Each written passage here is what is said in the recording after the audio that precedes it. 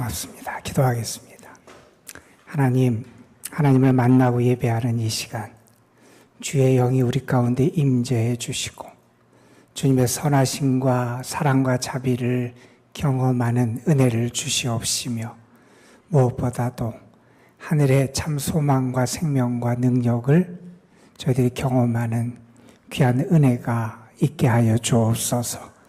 세상에서 지친 영혼들이 새 힘을 얻는 은혜도 주시고, 여러 가지 문제 가운데 인생의 무거운 짐을 지고 지쳐있는 영혼들이 주님을 만나 자유함을 얻는 복도 주시고, 삶의 아픔 속에서 상처 입은 영혼들이 다시 주님의 싸매심과 치유하시는 은혜를 경험하는 귀한 복도 누리게 하여 주옵소서. 주님을 예배하며 주님 앞에 나아갑니다. 주님을 만나기를 원하고, 주님이 나와 함께 하시기를 원하고, 주님이 나에게 은혜 주시기를 소망하며 갈급하고 사모하는 심령으로 주를 바라보는 영혼들, 하나님 이 시간도 저들과 함께하여 주옵소서.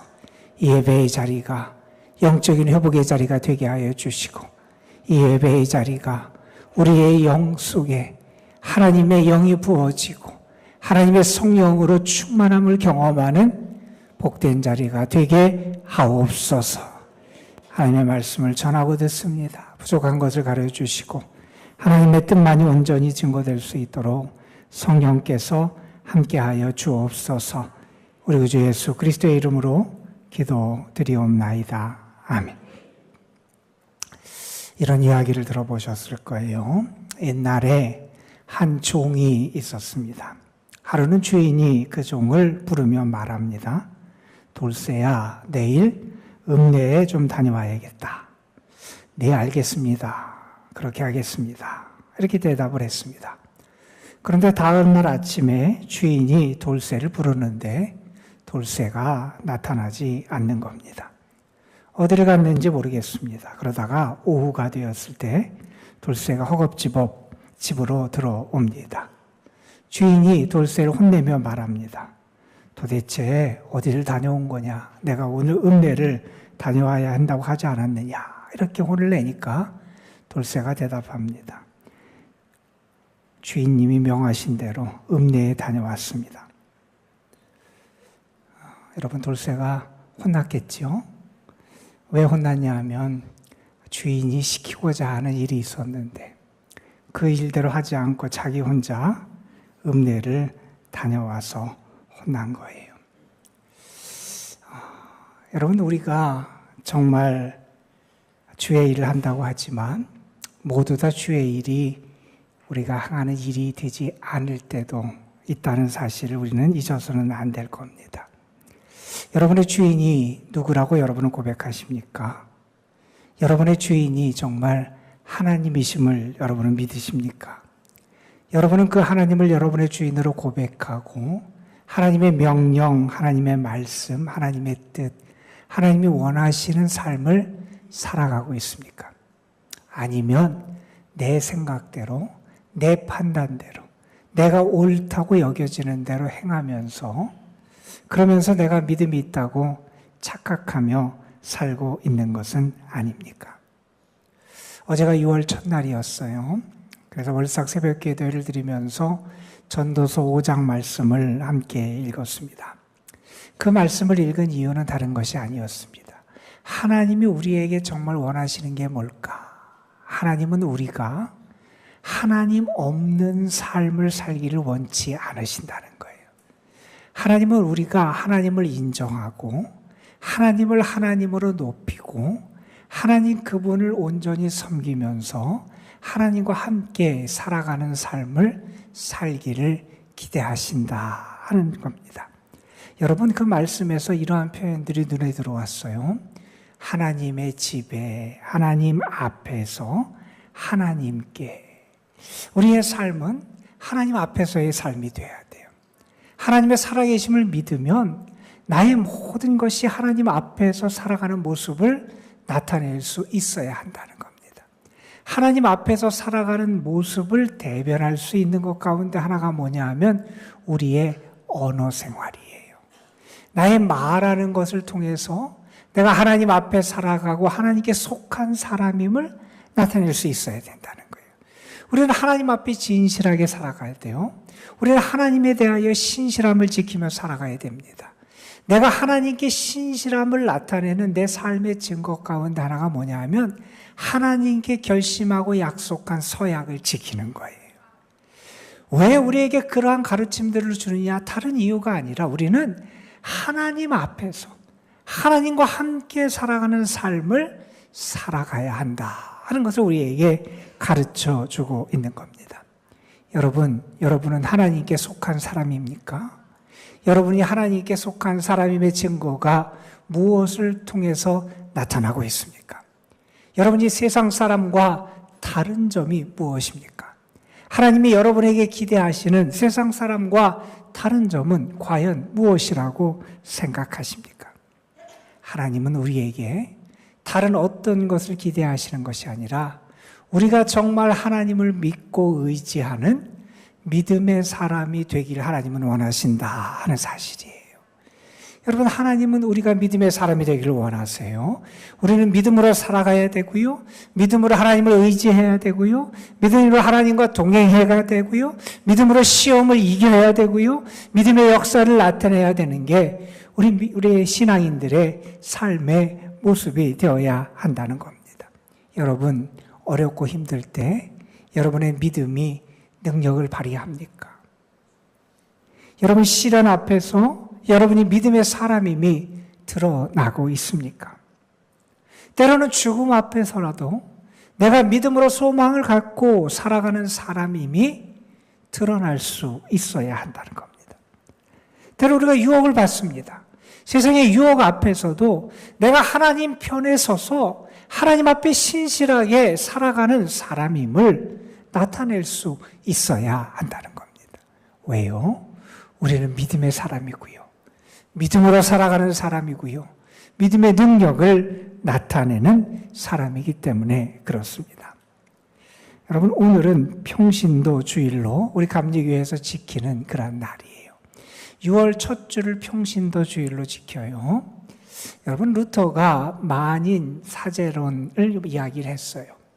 그 이야기가 아니더라도 우리 모두가 하나님께 부름받은 사람임을 기억하며 살아가야 돼요. 특별한 직분자 아니면 특별한 어떤 목회자나 교육자뿐만이 아니라 사역자뿐만이 아니라 우리 모두가 하나님의 일을 하는 일꾼이고요. 하나님이 나를 불러주셨고요. 하나님이 나에게 사명을 맡겨주셨고요. 하나님이 나를 통하여 영광 받으시기를 원하심을 우리가 깨달으면서 우리 자신의 믿음과 삶을 새롭게 하는 그러한 주일이기도 합니다.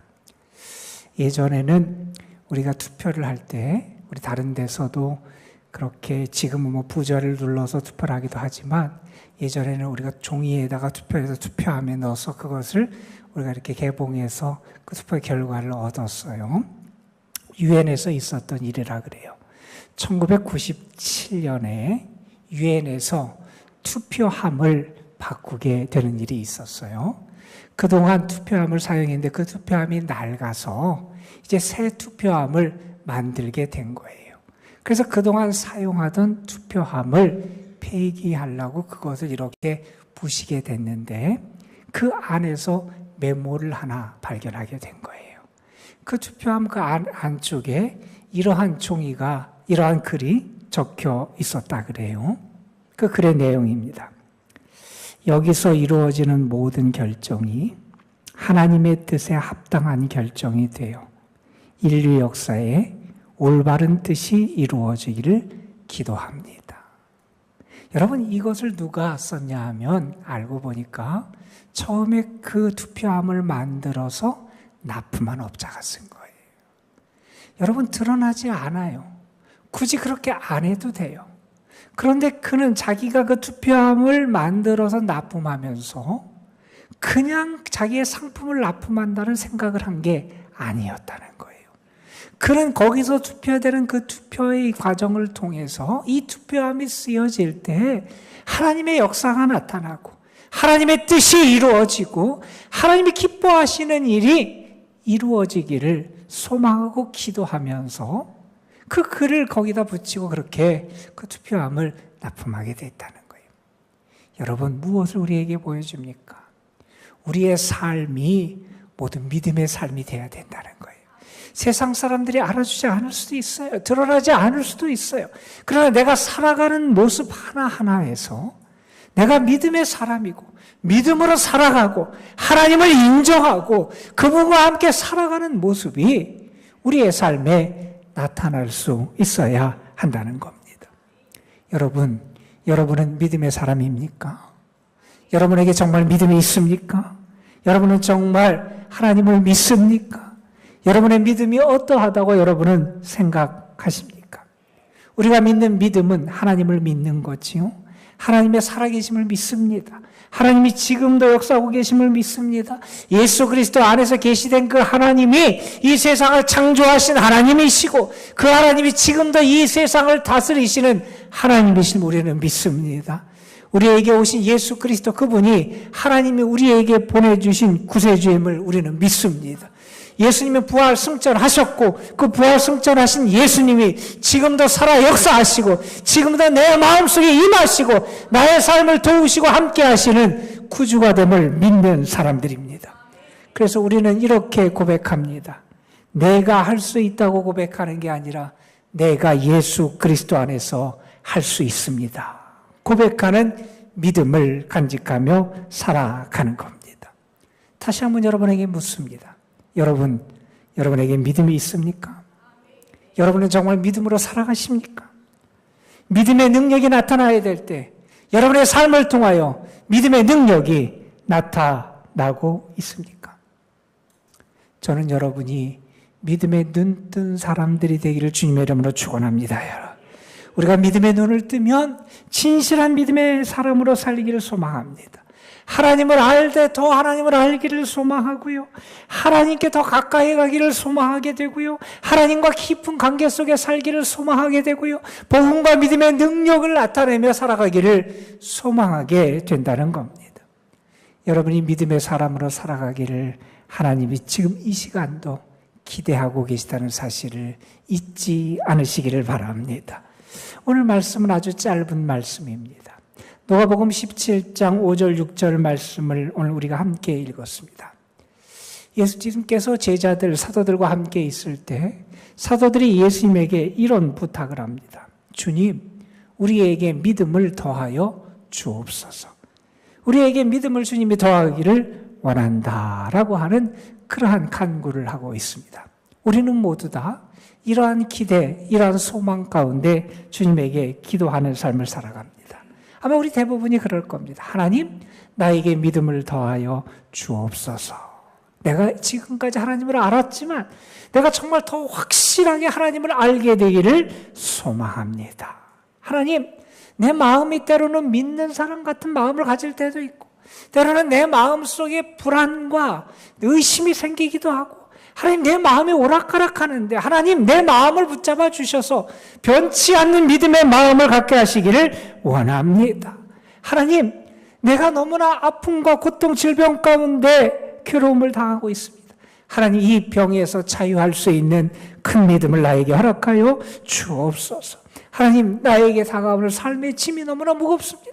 죄의 짐이 너무나 무겁습니다. 하나님, 이 올무에서 벗어날 수 있는 큰 믿음을 나에게 허락하여 주옵소서. 아마 여러분 가운데 미워하는 사람이 있는 분들이라면 하나님 앞에 이렇게 기도하고 있을지도 모르겠습니다. 하나님, 내가 너무나 싫어하고 미워하는 사람이 있습니다. 원수를 용서할 수 있는 큰 믿음을 나에게 허락하여 주옵소서. 아마 어떤 분은 자기의 삶을 돌아보면서 하나님, 내가 이 악한 세상 가운데서 하나님의 자녀로 더 거룩하고 진실하게 살아갈 수 있는 큰 믿음을 주시기를 원합니다.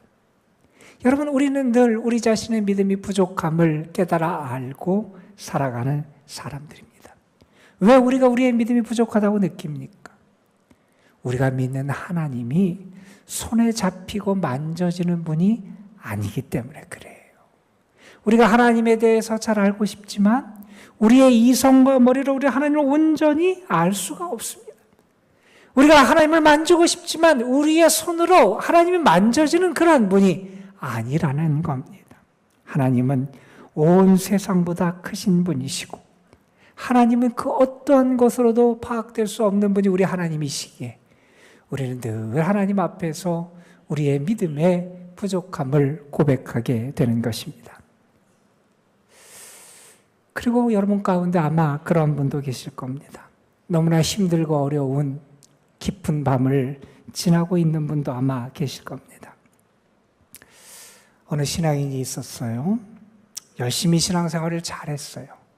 꾸준하게 예배생활도 잘하고 하나님 앞에 봉사하고 헌신하는 것도 열심히 하고 기도도 열심히 하고 하나님의 말씀을 묵상하는 것도 열심히 했다 그래요. 뿐만 아니라 자기의 묵상을 기록하고 기도 일기를 쓰고 참 부지런하게 성실하게 신앙생활을 했습니다. 그분은 스스로 생각하기를 나는 믿음이 괜찮은 사람이라고 생각했어요. 나는 믿음이 있는 사람이고 믿음으로 살아가는 사람이고 내 믿음은 괜찮은 건강한 믿음이다. 이런 생각을 하며 살아갔습니다. 그런데 그분이 큰 시련을 겪게 됩니다. 큰 어려움을 겪으면서 고통을 겪으면서 그는 자기가 얼마나 믿음 없는 사람인 것을 깨닫게 되었다 그래요. 그의 마음이 계속 불안한 겁니다. 두려움이 생기는 겁니다. 하나님을 향한 신뢰가 그들 속에 없는 겁니다. 정말 내가 하나님을 믿고 하나님의 나라를 믿고 어떠한 상황과 시련이 와도 흔들리지 않는 소망 가운데 살아가는 믿음을 나타내야 되는데 내가 당한 어려움 앞에서 내가 가진 믿음이 역사하지 않는 것처럼 느껴지는 겁니다. 여러분 열왕기상 19장에 보면 하나님의 종 엘리야가 낙심하는 모습이 나옵니다. 여러분 엘리야는 위대한 선지자였고 하나님의 종이었어요. 여러분 누군가 한두 사람이 여러분을 해하려고 하고 여러분에게 나쁜 얘기를 하고 여러분을 등지고 여러분 적이 된다 그러도 우리가 그 한두 사람 때문에 얼마나 힘들고 괴롭고 마음 아픈 삶을 살아가야 되는지 모릅니다. 그런데 여러분 많은 사람들이 엘리야의 대적이 됩니다. 왕이 엘리야의 대적이 됩니다. 바알과 아세라를 선지는 거짓 선지자들이 엘리야의 대적이 돼서 그를 공격하고 그는 거짓 선지자고 그가 섬기는 신은 가짜라고 계속해서 그를 고발하고 욕을 합니다. 여러분 그러한 상황에서 엘리야가 어떻게 했습니까? 하나님의 살아계심을 선포했습니다. 하나님이 진짜 하나님이심을 그들 가운데 선포했습니다. 하나님이 불러 응답하셔서 엘리야의 하나님이 정말 살아계신 하나님이심을 보여주셨어요. 멋지게 승리했습니다. 그런데 그 엘리야가 바로 다음 장에 낙심합니다. 자기를 죽이겠다고 하는 여왕 이세벨의 이야기를 듣고 낙심하게 됩니다. 광야로 도망갑니다. 한 로뎀나무 아래에 앉아서 하나님 앞에 이렇게 단식합니다. 하나님, 죽고 싶습니다. 제 생명이 족합니다. 하나님 내 생명을 거두어 주십시오. 아마 우리 중에 어떤 분도 이렇게 힘들고 답답하고 괴로워서 하나님 죽고 싶습니다. 이렇게 탄식하는 분이 계실지도 모르겠어요. 믿음이 나타나야 되는데 믿음이 안 나타나고 내가 지금까지 믿음의 사람인 줄 알았는데 믿음의 모양이 나에게 없는 안타까운 상황을 접하는 분도 아마 계실 겁니다. 만약에 그러한 분이 계시다면 여러분이 싸우고 있는 그 영적인 그 어두운 밤과의 싸움에서 하나님의 임재와 도우심 가운데 다시 회복되는 은혜가 있기를 주님의 이름으로 축원합니다. 하나님의 엘리야를 찾아가십니다. 그의 마음을 위로해 주십니다. 음식을 주십니다. 그에게 새로운 소망의 말씀을 주십니다. 사명을 주시고 일을 주셔서 그를 다시 일으켜 세워 주십니다. 여러분 하나님은 살아 역사하시는 하나님이십니다. 혹시 지금 힘들고 어려운 시간을 보내고 계신 분이 계시다면 여러분의 영혼의 어두운 밤 가운데 계신 분이 계시다면 내가 이 밤을 통해서 하나님과 더 깊이 만나고 하나님이 더 나를 사랑하시고 위로하시는 은혜를 경험하는 여러분이 되시기를 주님의 이름으로 축복합니다. 여러분. 오늘 말씀에 보면 예수님의 제자들이 예수님에게 그렇게 요구하지. 우리에게 믿음을 더하여 주십시오. 그런데 이 예수님의 제자들의 요구에 예수님은 이렇게 답변하십니다. 너희에게 겨자씨 한 알만한 믿음이라도 있었으면 너희가 이 뽕나무더러 뽑혀서 바다에 심기어라 이렇게 말했을 거고, 그렇다면 그 뽕나무가 너희들의 말에 순종했을 거다 이런 말씀을 합니다. 여러분, 사실 이 이야기가 주어진 그 앞에 보면 제자들이 예수님에게 이러한 요구를 했던 이유를 우리가 짐작할 수가 있습니다. 예수님께서 제자들에게 어떤 가르침을 주셨냐면 이런 가르침을 주셨어요. 너희는 그 어떤 사람도 실족시켜서는 안 된다. 너희가 만약에 작은 자라도 실족시키려면 차라리 그 사람의 목에다가 연자맷돌을 놔서 물에 빠져 던져 죽이는 게 낫다. 그러니까 절대로 다른 사람을 실족시켜서는 안 된다 하는 그런 가르침을 주셨어요. 또 주님은 어떤 가르침을 주셨냐면 이런 가르침을 주셨어요. 누군가가 너희에게 잘못하고 누군가가 너희를 미워하고 너희에게 원수가 될지라도 너희는 그 사람을 용서하고 또 용서할 수 있어야 한다. 여러분, 이런 말씀을 들으면서 제자들 아마 많은 부담을 느꼈을 거예요. 아니, 우리가 어떻게 이 말씀을 지켜? 어떻게 우리가 한 사람도 실족시키지 않을 수가 있겠어? 어떻게 우리가 끊임없이 용서하며 살아갈 수 있겠어? 이 주님의 말씀을 들으면서 제자들은 그렇게 생각했을 겁니다. 나에게 많은 믿음이 생기면, 큰 믿음이 생기면 내가 이 주님의 말씀에 순종하고 하나님의 능력을 나타낼 수 있을 것이다. 그렇게 기대하면서 예수님에게 주님 우리에게 믿음을 더하여 주옵소서 이렇게 요청했을 겁니다. 그런데 여러분, 이 말씀 속에는 제자들의 오해가 나타나게 됩니다. 여러분, 예수님이 뭐라고 말씀하십니까? 너희에게 겨자씨 한 알만한 믿음이 있으면, 이런 얘기를 합니다. 그들은 믿음이 많아야 된다고 생각했어요.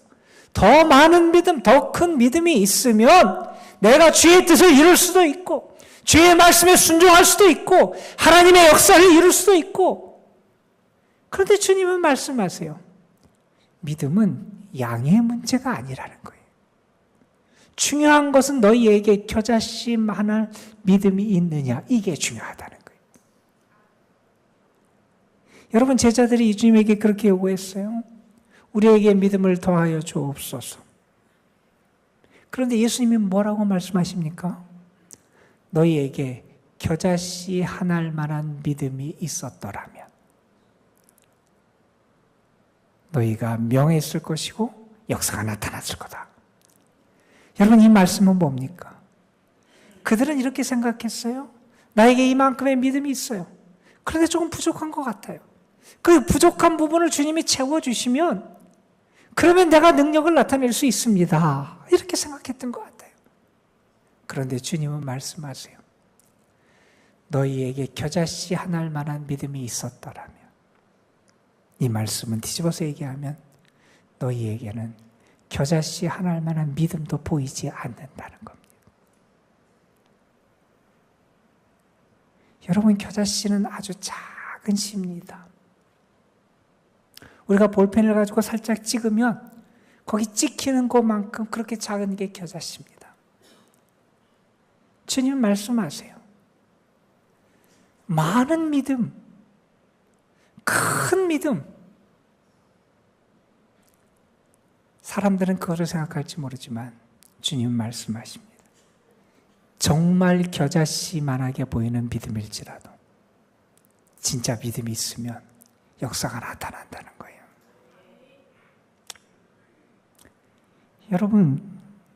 여러분은 믿음의 사람입니까?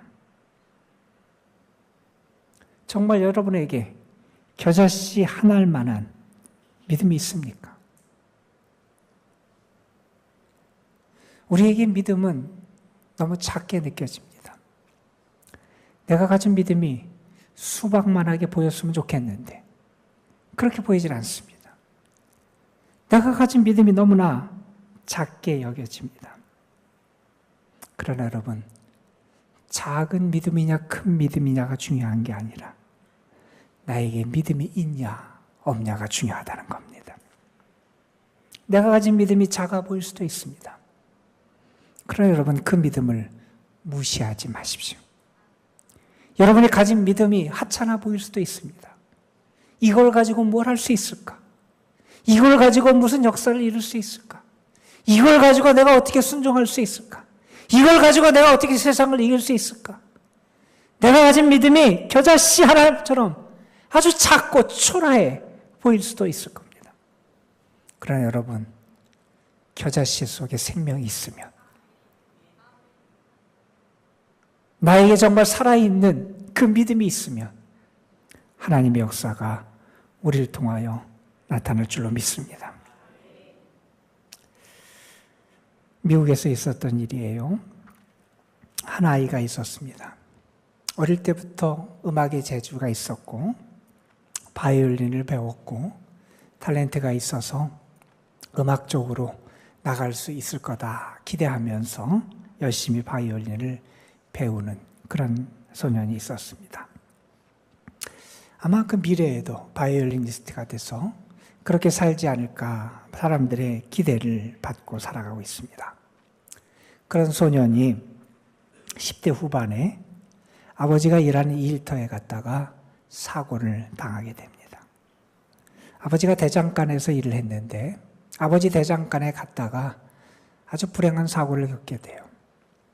쇳물이 튀어서 한 덩어리가 손에 이렇게 닿게 돼요. 그 뜨거운 쇠에 손가락이 뭉그러지고 나중에 손가락들을 거의 자르게 돼요. 18살에 그런 일을 겪게 됩니다. 꿈도 많았고 열심히 살았고 그리고 그렇게 촉망받던 젊은 아이가 그러한 사고를 겪었다. 얼마나 힘들었겠어요, 여러분. 얼마나 낙심이 됐었겠어요. 얼마나 괴로웠겠어요.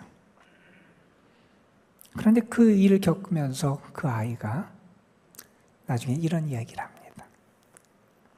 하나님이 나에게 이제 손을 바꿔서 연주하라고 나를 이끄시나 보다. 이런 얘기를 해요.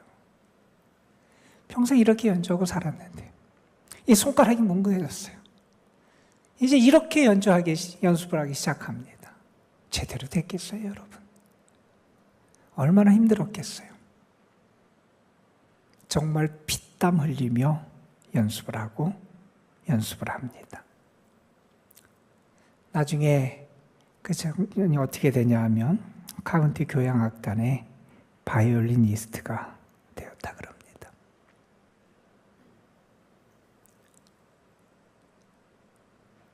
여러분, 살아있는 믿음은 분명히 역사합니다.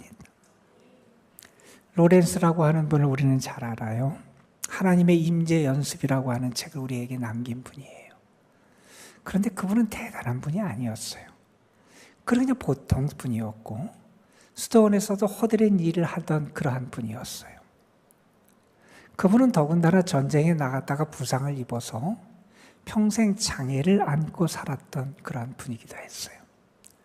그런데 그분이 많은 사람들에게 영적인 큰 교훈을 주고요, 감동을 주고요, 많은 사람들에게 존경받는 인물이 됩니다. 대단해서가 아니었어요.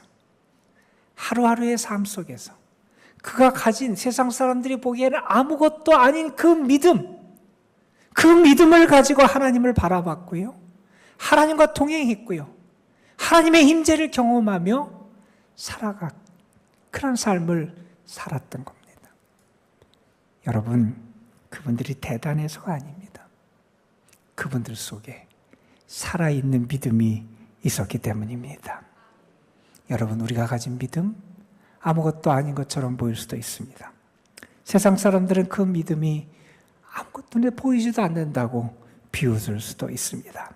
그러나 여러분, 우리가 믿음으로 살고 우리가 그 믿음의 사람이 된다면 하나님은 우리를 통해서도 하나님의 신비한 역사와 은혜를 분명히 나타내 주실 줄로 믿습니다.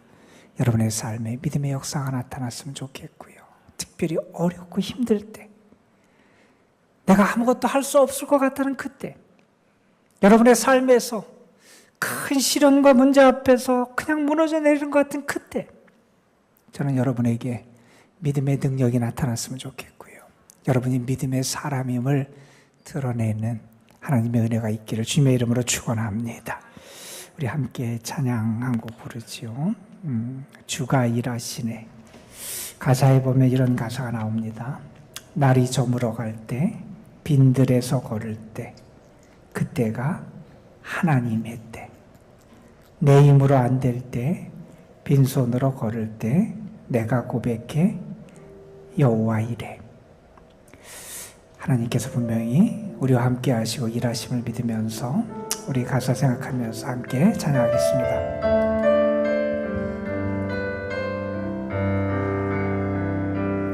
날이 저물어 갈 때, 빈줄에서 걸을 때, 그때가 하나님의 때.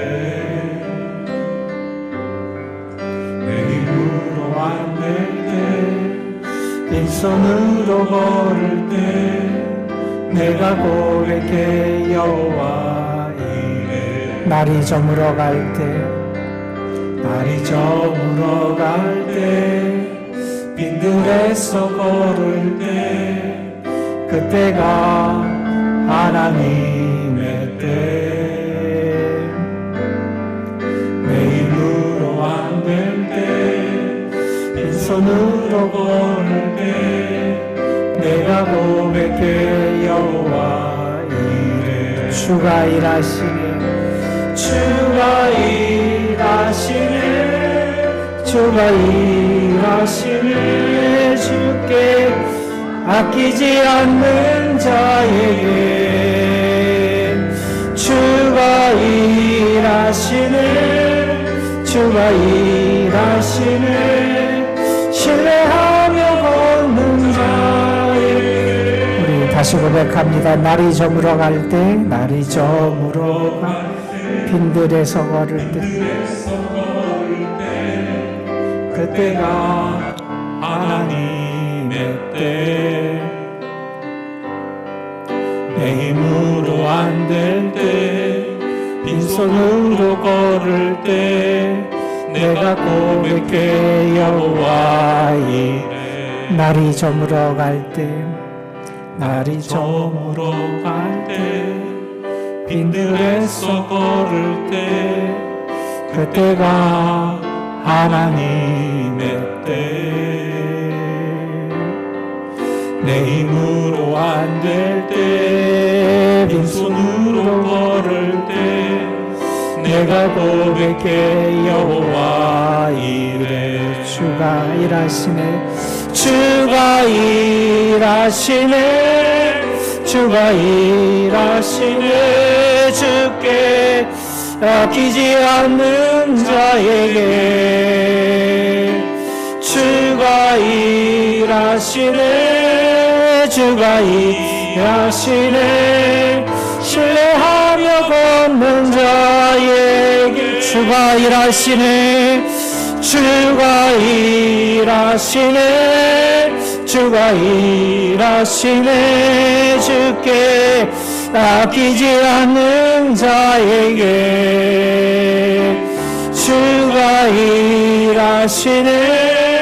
주가 일하시네. 신뢰하며 걷는 자에게. 하나님, 우리에게 믿음 주옵소서. 우리는 주님의 살아계심을 믿습니다. 그 믿음으로 살게 하여 주옵소서. 내 힘으로 안 되고, 내 뜻대로 안 되고, 내가 계획한 대로 안 될 그때, 정말 하나님을 바라보고 믿을 수 있게 하여 주시옵소서. 매 순간 주와 동행하게 하시고, 주님을 바라보며 살 수 있도록 우리에게 믿음 더하여 주옵소서. 하나님, 믿음이 나타나야 될 때 자꾸 믿음이 사라집니다. 믿음의 사람인 줄 알았는데 믿음의 실력을 잃어가고 있습니다. 믿음의 사람들, 믿음의 참 능력과 실력을 나타내는 신실한 주의 사람들 되게 하옵소서. 우리 구주 예수 그리스도의 이름으로 기도드리옵나이다. 아멘.